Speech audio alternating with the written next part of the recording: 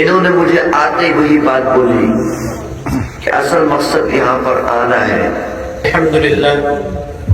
अल्हम्दुलिल्लाह रब्बिल आलमीन वस्सलातु वस्सलामु अला सय्यिदिल अन्बिया वल मुरसलीन व अला आलिहि व अस्हाबिहि अजमाइन अम्मा बअद फक़द क़ाल अल्लाहु तबारक व तआला फिल कुरआनिल मजीद अलिफ लाम मीम وقال الله تبارك وتعالى في كلام آخر طاسين وياسين صدق الله العظيم وصدق رسوله النبي الكريم ونحن على ذلك لمن الشاهدين والشاكرين والحمد لله رب العالمين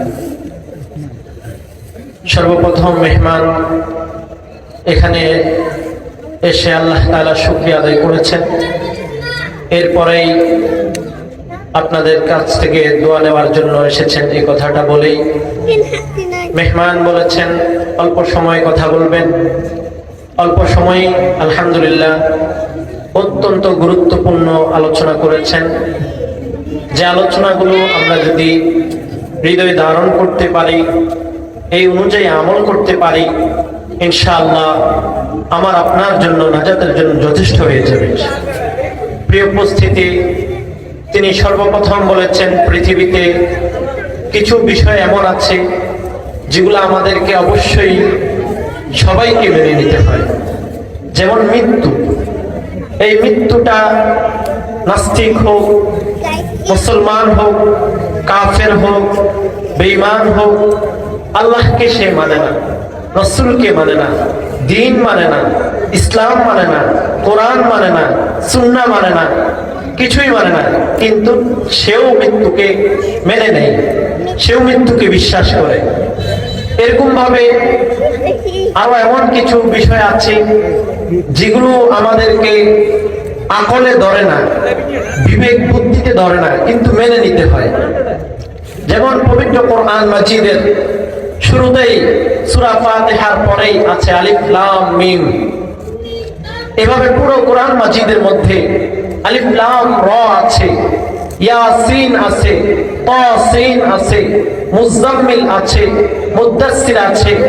এভাবে পুরো কোরআন মাজিদে কিছু হুরুফ আছে, যে হুরুফগুলোকে হুরুফে মুকাত্তাআত বলা হয়। এই হুরুফগুলোর ব্যাখ্যা কোরআন নাজিল হওয়ার পর থেকে আজকে পর্যন্ত পৃথিবীর যত বিখ্যাত মুফাসসিরিন কিরাম এসেছেন তারা লিখেছেন, যার মধ্যে তাফসীরে রুহুল মাআনির লেখক আল্লামা আলুসি আল বুগদাদি লিখেছেন, তাফসীর ইবনে কাসিরের লেখক আল্লামা ইসমাইল ইবনে কাসির রাহিমাহুল্লাহ লিখেছেন, তাফসীরে মারিফুল কোরআন আল্লামা ইদ্রিস কানদলবি রাহিমাহুল্লাহ লিখেছেন, তাফসীরে মারিফুল কোরআন আল্লামা শফি রাহিমাহুল্লাহ লিখেছেন। তারপরে বর্তমান বিশ্বের জাস্টিস, বর্তমান বিশ্বের সবচেয়ে বড় মুহাক্কিক, সবচেয়ে বড় আহলে সুন্নাত ওয়াল জামাতের ভাষ্যকার পাকিস্তানের আল্লামা তাকি আল উসমানী সাহেব, যার তাফসীর এক জবরদস্ত তাফসীর, যার তাফসীরের সামনে বর্তমান পৃথিবীর সমস্ত তাফসীর হার মানতে হয়, তিনিও এই সমস্ত হরফগুলোর তাফসীর করেছেন। সমস্ত মুফাসসিরিন কিরাম তাফসীর করেছেন। মেহমান বলেন সমস্ত তাফসীরকে একসাথে যদি করা হয়, কারো তাফসীর কারোর সাথে মিলে না, কারো তাফসীর কারোর সাথে মিলে না, কিন্তু সব শেষে সব মুফাসসিরিন কিরাম এই কথা বলতে বাধ্য হয়েছে, আল্লাহ এবং আল্লাহর রাসূল এই হরফগুলোর অর্থ ভালোই জানেন। সুবহানাল্লাহ। তো মুহতারাম আরো এই কথাও বললেন যে বিশ্ববিখ্যাত একজন ওলি ছিলেন, আবার মুফাসসির ছিলেন।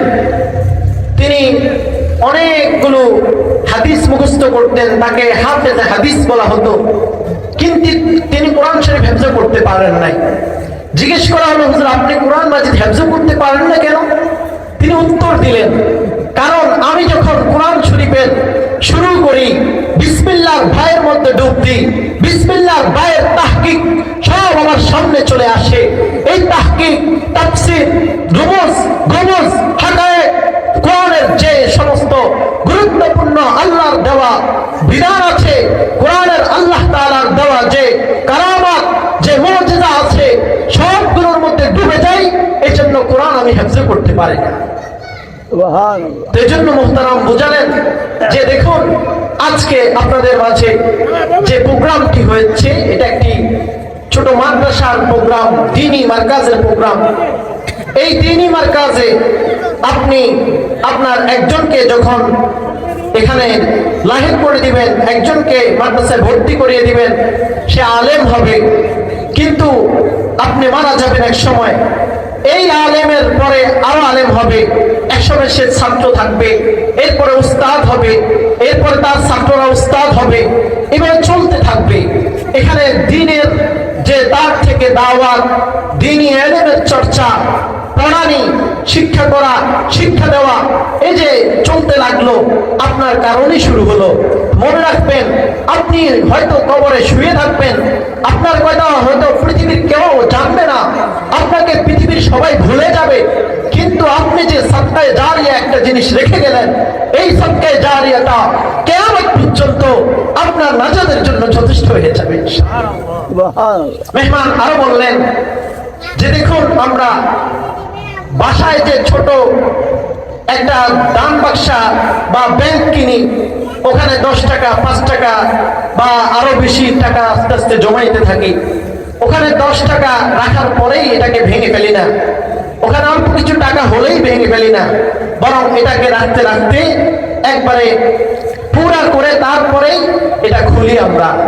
এরকম ভাবে আমরা যখন মৃত্যুবরণ করব, আমাদের কাছে আল্লাহ তাআলা অনেকগুলো ইলমের, অনেকগুলো আমলের কথা পেশ করবে, অনেকগুলো আমল দেখাবে। তুমি নামাজ পড়েছো, তুমি কোরআন হেফজ করেছো, তুমি তেলাওয়াত করেছো, তুমি তাসবিহ পড়েছো, নামাজ পড়েছো, রুকু করেছো, আল্লাহর জন্য জিকির করেছো, দান করেছো, আরো ভালো ভালো অনেক কাজ করেছো। সে আশ্চর্য হয়ে বলবে, মালিক আমি তো এত কিছু করতে পারি নাই। তখন মালিক তাকে বলবে, ও বন্ধু তুমি কিছুই করতে পারো নাই, কিন্তু তুমি একজন সন্তানকে দুনিয়াতে দ্বীন শিক্ষা দিয়েছো, কোরআন শিক্ষা দিয়েছো এবং হাদিস শিক্ষা দিয়েছো, দ্বীনের কাজে রেখে এসেছো। সে ছিল তোমার জন্য সদকায়ে জারিয়া। সে নামাজ পড়েছে, নামাজের একটা অংশ তোমার আমার নামে লেখা হয়েছে। সে তাসবিহ পড়েছে, তাসবিহর একটা অংশ তোমার আমার নামে লেখা হয়েছে। সে কালাম পড়েছে, কালামুল্লাহর একটা সওয়াবের অংশ তোমার আমার নামে লেখা হয়েছে। সে আল্লাহকে ডেকেছে, আল্লাহকে ডাক দেওয়ার একটা সওয়াবের অংশ তোমার আমার নামে লেখা হয়েছে। সে দান করেছে, দান করার একটা সওয়াবের অংশ তোমার আমার নামে লিখে দেওয়া হয়েছে। এভাবে সে যত আমল করেছে, সে যত দ্বীনি কাজ করেছে, সবগুলা থেকে একটা অংশ তোমার জন্য রেখে দেওয়া হয়েছে। এজন্য মেরে ভাইও মেহমান আপনাদেরকে যে কথা বোঝাতে চাচ্ছেন, যে মেসেজটা দিতে চাচ্ছেন, যে পৃথিবীতে আমি আপনি একটা সময় চলে যেতে হবে। আহারে ভাই, পৃথিবীর পাখির খাঁচাগুলো পাখির চলে গেলে যেরকম নিঃস্ব, একেবারে নিঃসুপ হয়ে যায়, মনে হয় যে কি হারায় ফেলছে, কান্না করতে থাকে। একটা সময় আমারও আপনার এমন হবে, আমার বাবা ছিল এখন নাই, দাদা ছিল এখন নাই, দাদার দাদা ছিল নাই, নাই তো নাই, তাদের আলোচনাও নাই। ঠিক তদ্রুপ আমাদের জীবনটা একদিন চলে যাব, আমাদেরকে চলে যেতেই হবে। এখন যখন চলে যাব, আমাদের আলোচনা হয়তো কেউ করবে না, কিন্তু আমি আর আপনি যদি একটা বৃক্ষ লাগাইয়া দিই, একটা দ্বীনি ইলমের বাতি জ্বালাইয়া দিই, ওই বাতির নিচে সারা পৃথিবী আশিক ছায়া নিবে। ওই বাতির নিচে সারা পৃথিবী এসে কি জানি আলো নিবে। সেই আলোর একটা অংশ আপনি কবরে থেকেও পেয়ে যাবেন। সেই বাতিটা হলো আপনার একটা সন্তানকে দ্বীনের পথে দিয়ে দেন, কোরআনের আলেম বানায়া দেন, দ্বীনের একটা খুঁটি হিসেবে রেখা যান। সেও একদিন মারা যাবে, কিন্তু সে আলেম হয়ে একদিন সে পড়েছিল, আরেকদিন পড়াবে, এরপর তার ছাত্র পড়াবে, এরপর তার ছাত্র পড়াবে, একে একে পড়াতে থাকবে।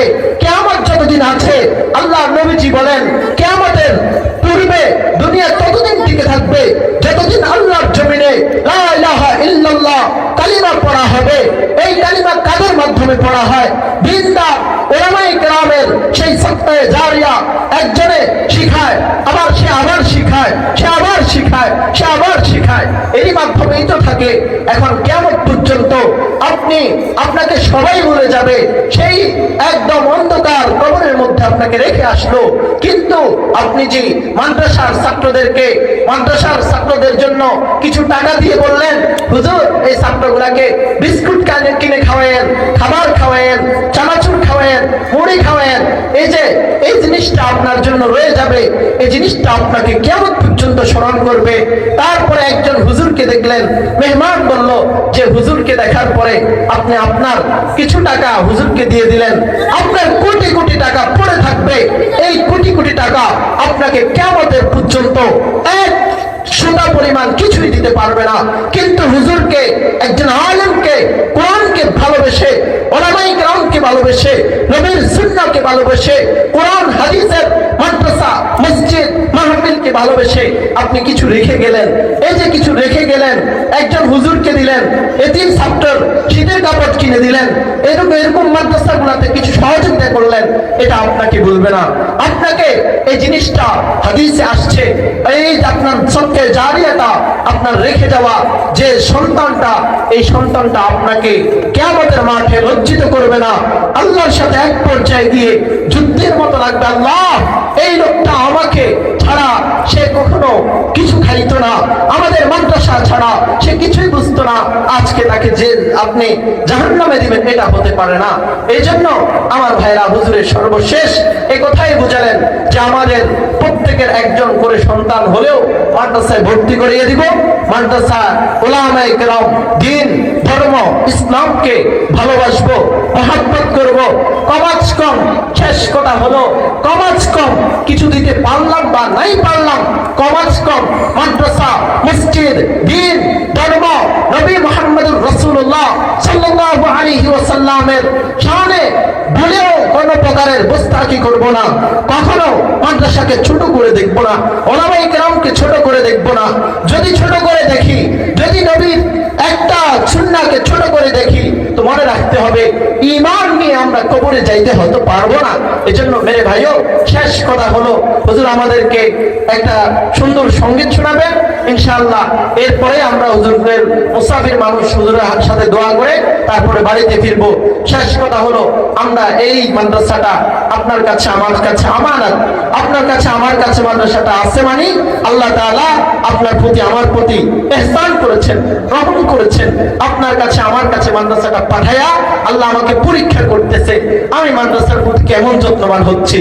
আমরা ইনশাআল্লাহ এই মাদ্রাসাটা, দাগনভূঞা দারুস সালাহ ইন্টারন্যাশনাল মাদ্রাসাটা আপনাদের ঘরের সামনে, আপনি আপনার প্রত্যেকটা সন্তানকে মুসলমান